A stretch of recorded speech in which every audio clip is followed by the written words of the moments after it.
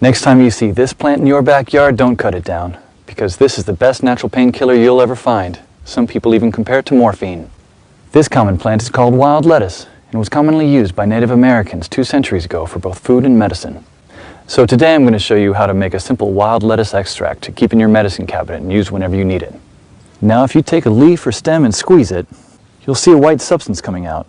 This is where the potency of the plant lies. Because of this white juice, the early European settlers also called it opium lettuce. This milky substance doesn't contain any opiates, but it's working on the central nervous system directly to lessen the feeling of pain. Nowadays, many people are turning their attention back to this lost knowledge and use it as a replacement for addictive prescription pain medicines. So let's avert our gaze from our modern survival thinking for just a bit and look at how our great-grandparents did it 150 years ago. This is exactly the kind of information I found in this 350-page book called The Lost Ways. This is probably the only survival book I've actually enjoyed reading. You won't believe how many survival things we've lost to history. I found the wild lettuce on page 113 and decided to make my own painkiller.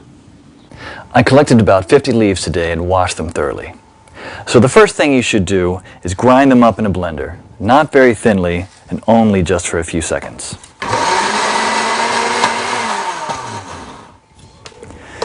Place the ground leaves into a wide pot and add just enough water to cover them.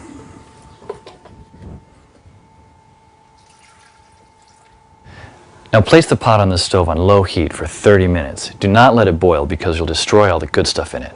Stir every 15 minutes until the water reaches a dark brown color, just like this. Now pour the substance while still hot into another pot through a strainer. Almost none or very little plant material should get through it. Try to squeeze as much water as you can while the plant is in the strainer. This solution contains all the core elements of wild lettuce, especially the pain-killing essence. But it's not concentrated enough yet.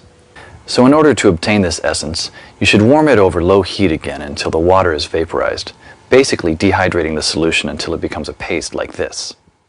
Be careful at the end when there is little water left. You should not burn the extract at the bottom of the pot. What you should have now here is pure wild lettuce extract. You can pour it in a small glass container like this and put it in your medicine cabinet for later use when you'll need it. Wild lettuce is unscheduled by the FDA, meaning it's legal to grow, own, and forage without prescription or license, just like how the Native Americans used to heal their pain. In The Lost Ways, you'll find lots of these common and valuable weeds with pictures, how to identify them, how to prepare them, and how to use them, all with different medical effects. Because when the medical system collapses, this will be the only option you have to heal yourself. I personally happen to know the man behind this book. Claude is an old